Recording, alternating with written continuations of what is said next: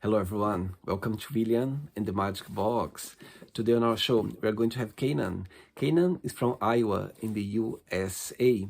So let's see what Canaan has to say. Enjoy the interview. So, how are you, Canaan? I'm doing good. Just taking a break from work at the moment. Oh, are you okay for the interview? Yeah, I should be okay. My God, look behind you. My goodness, blue sky behind you. You're so lucky. Yeah, we just got out of a heat wave recently, I think a couple weeks ago, so it's nice to have a nice cool day today. Amazing. So, tell me where you're from, Canaan. I'm originally from Virginia. Uh I grew up in a small town in Southern Virginia, and then I got a scholarship to Iowa State, and I Right? went there for biology, and now I live in Ames, Iowa, and I work in Des Moines as a geologist for a consulting company. Wow, my God, amazing. So tell me a little bit more about your career. Most of the stuff that I do is preemptive testing for construction sites. So I test the soils, I test the different types of materials that are being used in order to make sure that they're up to compliance for codes. I see. And how long have you been living Iowa so far? How many? I've been in Iowa for about 6 years now. And you see yourself living there for a long while? Oh yeah. Okay. So before we start our journey within the magic box, I would like you to tell me something interesting about yourself. Hmm. When I was 17, always been interested in rocks, always been interested in geology itself. And when I was 17, I wanted to get more of a taste, but geology is not like something that you can kind of just jump into as an intern. So I worked under gemologists, which is um, the difference between a geologist and a gemologist. The gemologist is more of a trade. So they are the ones who make the jewelry. They look at gemstones and things of that sort to turn them into different types of jewelry and cut the stones.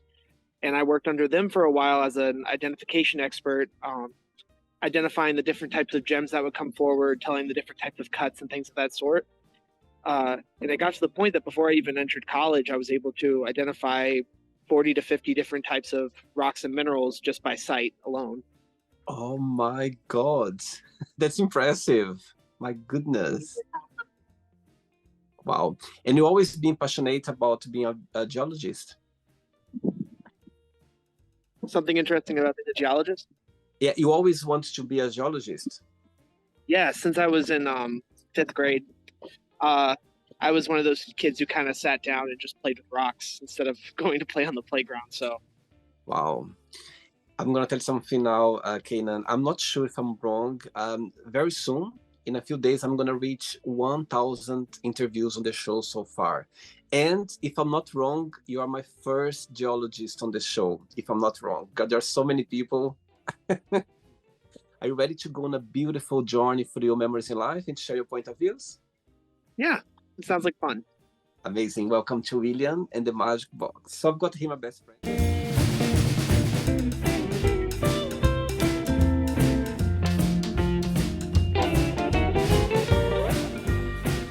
From the fun questions. I'm just gonna play a song now just for us to relax a bit before the first question, okay? Sounds good. Okay. Let's do it. Right, so before we start the game, during the journey, if it comes up a question that you don't want to talk about some reason you don't want to answer, always can change, okay? Okay. First question for you is, what is the most beautiful thing someone has ever said to you?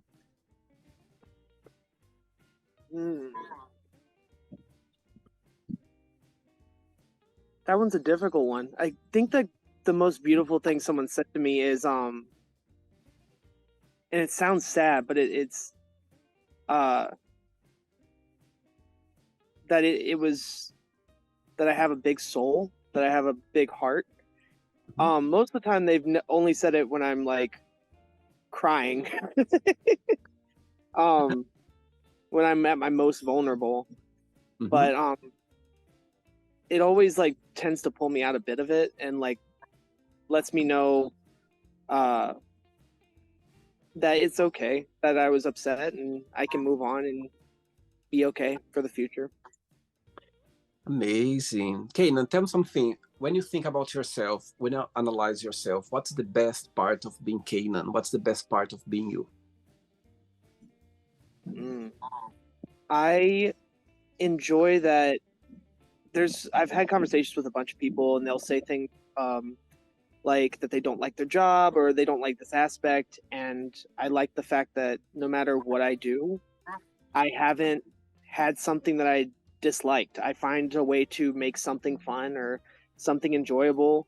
Even some of the most mundane tasks that I've done, I've found a way to um, have fun doing it and enjoy how I work and do things. Amazing. Good. Next question. Let's do it. Next question is, what is the worst pickup line have you ever heard? The worst pickup line I've ever heard, it's got to be it was, I don't even know how to like say this without it sounding terrible, but he was like, "You're a lot skinnier in person," and that, and it was, I didn't know whether to be offended or to be complimented because it felt like it was a very backhanded compliment. I pretty much was just like, okay, I'm done, and I walked away. But it was, it's, I don't even know if he was trying to pick me up or if he was just trying to compliment me, but it was very, very off-putting. Totally. It confused you. You didn't know what to expect or what was the intention behind. Yeah. Tell me something. Talking about dating, one person to go on a date with you, what this person must have?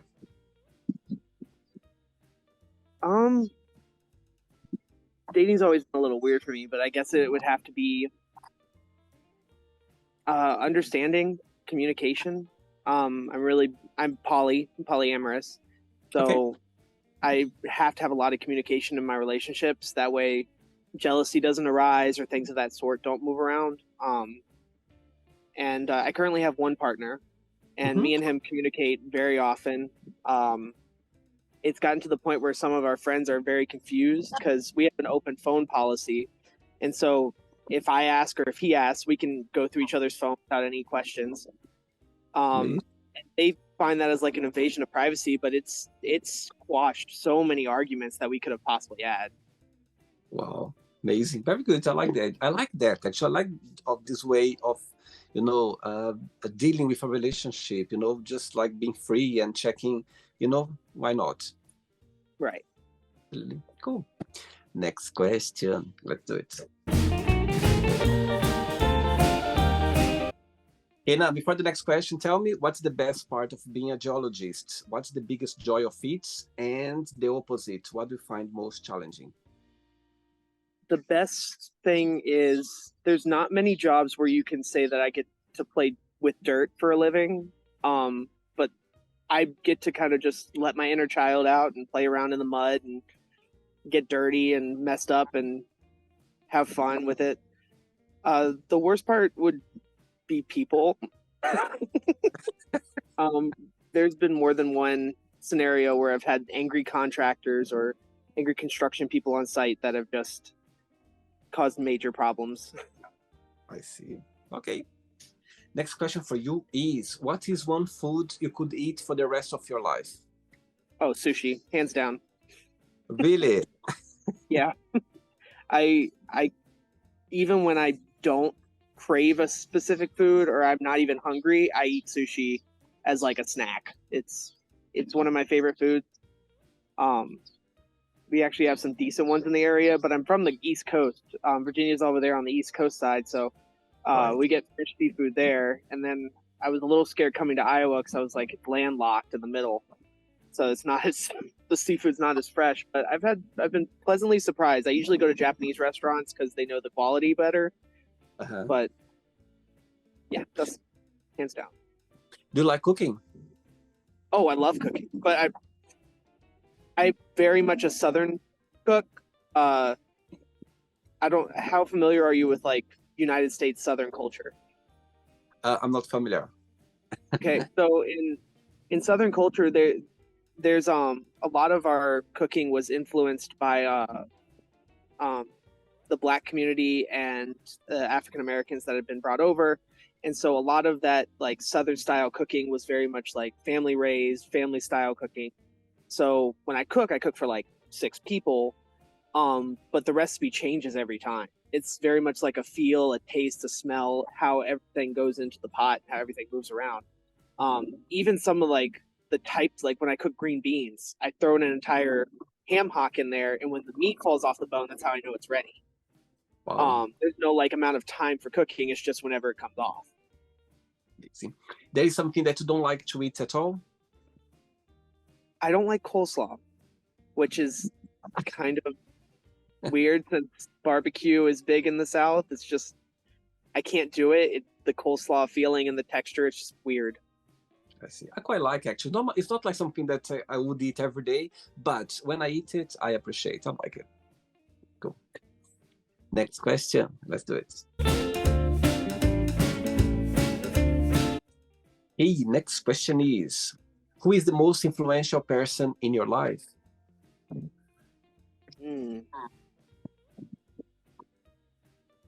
This one would have changed within the past 6 years. It used to be my mom, but that relationship went downhill very fast when I came out. I'd say now it is a friend of mine. His name is John, and he he's in his upper 40s, but he's overcome a lot. He owns his own house now. Like he's very caring. He's always been there for me. If I show up, no questions asked. He lets me sleep on the couch or in the spare bedroom. I hope to be as caring and kind as he is one day.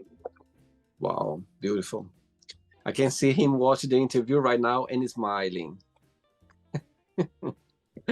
Beautiful. I hope so. Otherwise, I might get a talking to. Next question. Okay, Canaan, before the next question, as you mentioned about coming out, so tell me how was growing up as a gay boy back in Virginia? Not great. My town was heavily influenced by Southern Baptist, which is not a good. It's very anti-LGBT, very anti-gay. My mother was a born-again Christian type, so very against it. And my dad was a football coach, so very hyper-masculine style. The people who were openly gay was to the point that they were so hyper feminine that they couldn't hide it, and they were bullied pretty much daily. Wow. I see. Okay. Next question is, what is your funniest memory of a date that you had? I was in Chesterfield, Virginia. He had driven down from Pennsylvania to see me, and we sat in the car. We were supposed to go to a movie, but it started raining pretty bad. And in Virginia, you can get hurricanes and things of that sort, so the storms can get pretty bad. So we ended up putting in a movie on his laptop and watching it in the back seat. And I remember we were going through, like, we were talking about romantic movies and things like that, and I had said I'd never been kissed in the rain. And he dragged me out of the car to kiss me outside in the rain. And it is one of my fondest memories. We don't talk much anymore, but like he's a very sweet guy. It's still one of the things I look back on. Oh my God, that's a very romantic thing to do. My goodness. Wow. Was a long kiss? It was it got a little steamy. It went from a really long kiss outside the car to a shove back in the car, and couldn't see through the windows after that. Oh my God. Just the hand like Titanic. You know the hand when you start the car in Titanic? Oh, it was goodness, like in the car, it was like a mall parking lot. It wasn't like it was not, yeah, it was definitely, anyone could have saw that. Oh, I love it. Actually, you are really literally right now giving ideas for the whole world to do something like that now. I love the idea. Oh my God. There we go. People are gonna remember you now. Kissing in the rain. I love it. Next question. Hey, Canaan. Next question is, if you could have dinner with anyone, living or not, who that would be and why?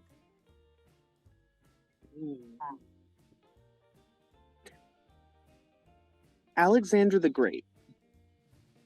There's a lot of things about Greek culture that I feel was washed out either by heteronormativity or whitewashing or things of that sort in culture. And my biggest thing is I'd like to hear his input. I want to see how much of that was taken and twisted and how much of it was, kept the same.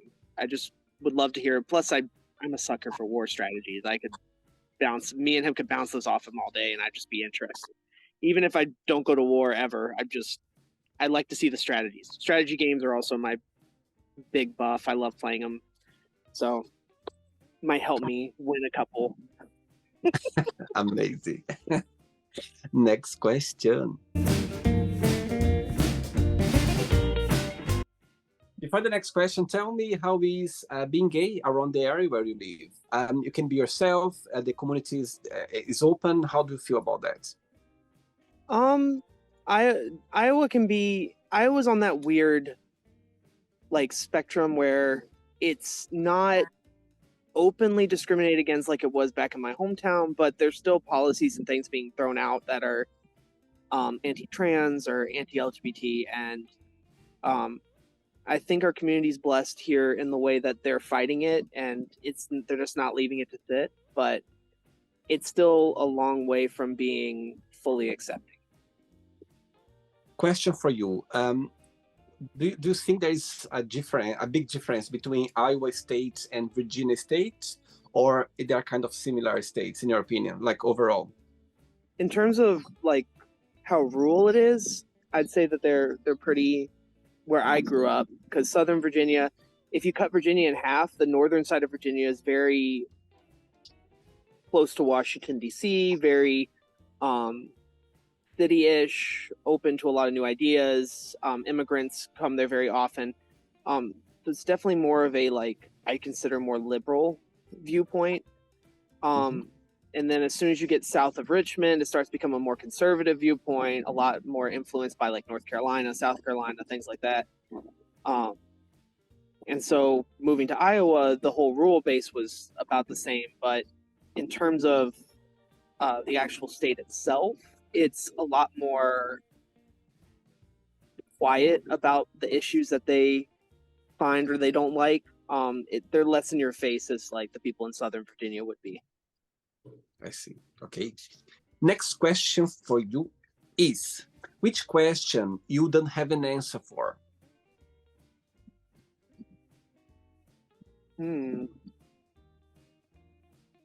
That's a weird one. I don't think there is a question that I don't think I could answer.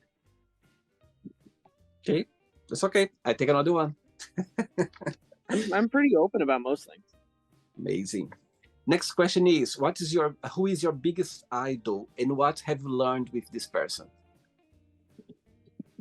So the idol, how I see it, is every LGBT person, the big running joke is they all have a diva, some pop idol or movie star, someone that they idolize. Mine growing up was Lady Gaga. Love her to death, and seeing her transformation and going from this stereotypical pop idol to doing her more emotional pieces to her opening up about her sexual abuse and openly supporting the LGBT. It was one of those things that I felt like I was able to grow with her as a person and understand the stuff that she was dealing with, and how it directly reflected against me and supported me in those aspects. Top 3 favorite songs of Lady Gaga for you? Oh, Judas, Alejandro, and Cure. Last one would be Cure.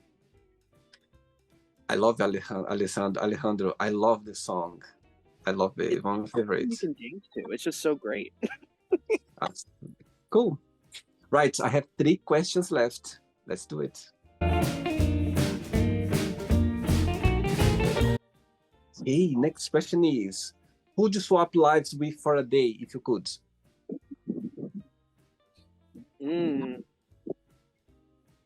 This isn't even like, it's not even anyone famous. It's just I would like to switch like lives with someone in like Germany just for a day. Like being able to understand German and just walk around like in a day in Berlin or something like that. Very, very like low key. I'm not one of those people that needs to like jump into like a high position and see what everyone's doing. I just want to see. I enjoy seeing other people from other countries. I enjoy seeing how they live, and it's just really fun to see the difference in how people on a day-to-day basis live. Absolutely. And why Berlin? Why Germany? It's one of the rare places that I haven't been that I have heard multiple things about. My brother currently lives in Japan. I have a little brother. He lives in Japan right now, teaching English. And then I visit the UK. I visited all over there. Oh, really? And I absolutely loved it.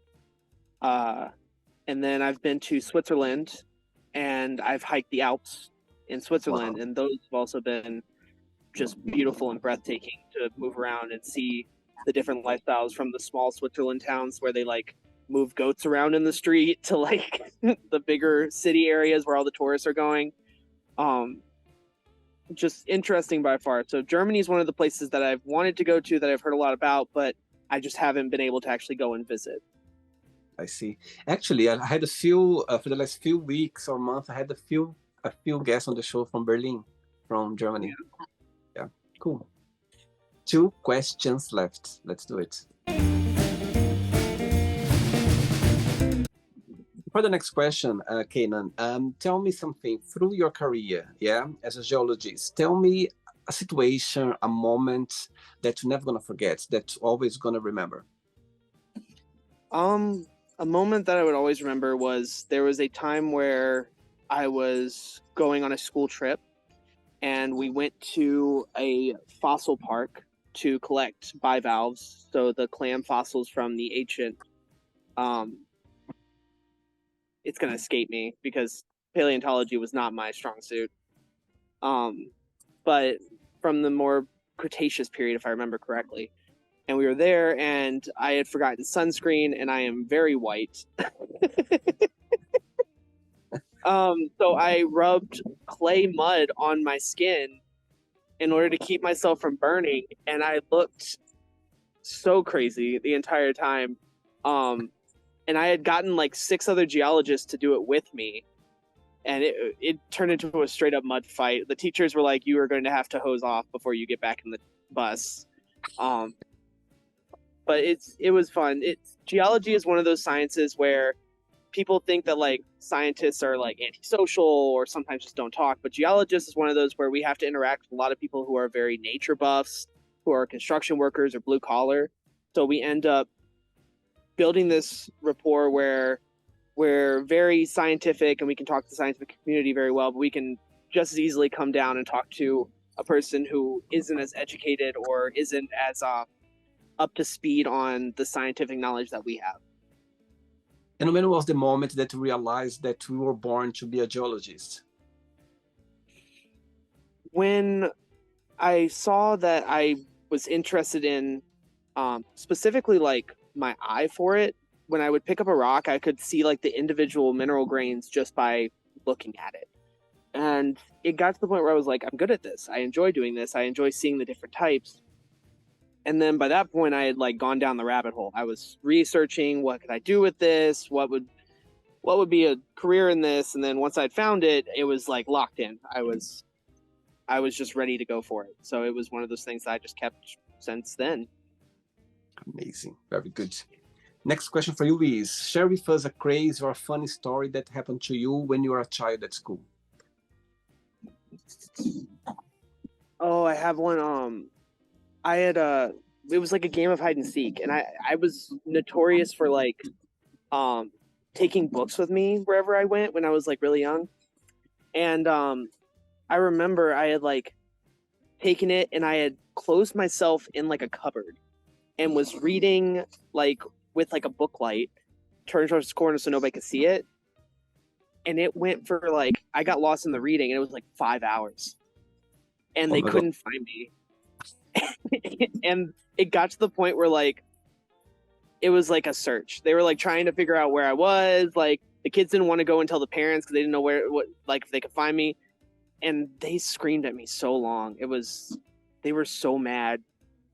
I finished the book though, so I was kind of happy, but like also like it's also like well, that's not a good look for anyone. Did you like school?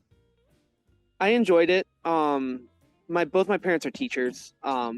So my mother teaches ESL now, but she used to teach kindergarten, and my dad teaches algebra. Okay. Well, in high school, and also football coaches, but that's about. So I kind of grew up in the school system, either after school or before. And you have just one sibling, one brother? Yeah, just one brother. My mother had troubles like conceiving kids, so it was one of those things where me and my brother weren't supposed to happen, but we did.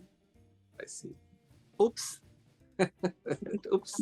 I mean, they were trying. It took like, I think they'd been trying for like years, and they couldn't. They were like, we don't know what's going on. And then finally, they were like, oh, we're pregnant. And it's like, goodness gracious, finally.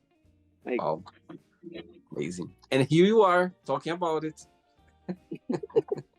My parents were very open about their sex lives. It was kind of one of those things they didn't really care about. They were like, we're married.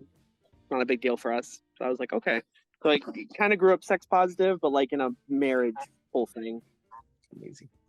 Ready for the last question? Yeah. Last question. Let's do it. Before the last question, Canaan, if people watch the interview right now, maybe they would like to start a career, to become a geologist. What would be your best piece of advice? Always, always, always bring a notebook somewhere, because geology is all about making sure that you can see something and read it and think about it in a full form, and sometimes just jotting it down or making a little sketch can let you go back and look at it and be like, oh yeah, that makes sense now that I'm looking back at how that looked, or I can visualize it. Now I can see that this event probably happened, or this structure shows that this thing's occurring. It's just one of those things where keeping track of the things can even put an entire map into a perspective. Something you see in northern, if we go for London, something you see in Scotland and something you see in somewhere around the London area could piece together an entire geological structure that you didn't even think was there. Wow, very interesting. Last question for you is, what is your favorite weekend activity? I am a video game nerd. I will sit down and play video games from when I wake up to when I go to bed. Wow. Yeah, my friends have to drag me out of the house. They have to be like, we have an event today. It's planned. You are not allowed to miss. I'm like, okay, well, if nothing's planned, I'm going to play video games until until I go to bed. So they always they'll plan. We have plans all week for things, and they have to set everything in advance, or else I'm going right home and I'm going to play video games, and that's going to be the end of my day. Don't. Amazing. Okay. It's not the end yet. Let's play now the word association game. Okay, I'm going to give away some words. Just tell me one word that comes to your mind. Quick thinking, okay? Okay. One word for family. Together. Money. Fleeting. Love. Eternal. Life. Worth it. Sex. Wild. Ooh. Politics. Shady. Fear. Temporary. Friendship. Distance. Desire.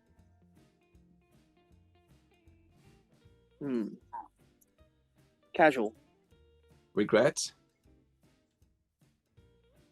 Non-existent. Success. Objective. Wish. 3, but I'm thinking genie, so. Interesting. One word for happiness. Snow. Okay. One word for Virginia State.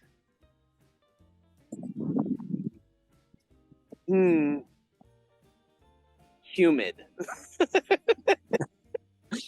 One word for Iowa. Corn. Actually, I'll tell you something now. I had a guest from Iowa like a while ago, and he said the same thing as well. Corn. You will have a full conversation with someone and they will explain corn to you, and you'll just sit there going, okay, I didn't think that you could make a 3-hour conversation out of corn, but they will. One word for USA. Hopeful. Okay. And the last one now, geologist. One word.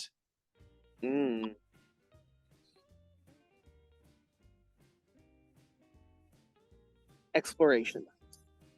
Amazing.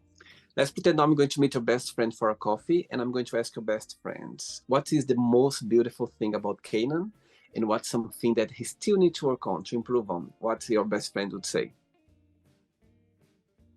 Oh, well, when I actually, there are times where like I'll have a genuine smile, because I usually like to keep a smile on my face, but like a lot of the times it's like a natural reaction. But when I actually get a real smile and genuine, there'll be times like I can tell that like it's just infectious. I can tell that they're also laughing, they're also having a good time, and it just changes the mood of whatever I'm doing at the time, because I visually can feed off the energy of other people, and it changes the mood. I mean, I went to Iowa Leather Weekend this past one, and it was just so energetic and out there, and I just remember that I went from, like, oh, okay, I'm ready to go, to like I was all over the place. I was running around. I was doing weird jigs. I was being goofy. It's just I tend to feed off the energy of others, not like in a vampiric way, but in more of a like uplifting and matching energy type way. Something I need to work on is giving myself a break, I'd say they'd say, because I am a perfectionist by nature. And I can be extremely hard on myself when I'm working, to the point that it'll crush me if like things don't go perfectly the way I need it to.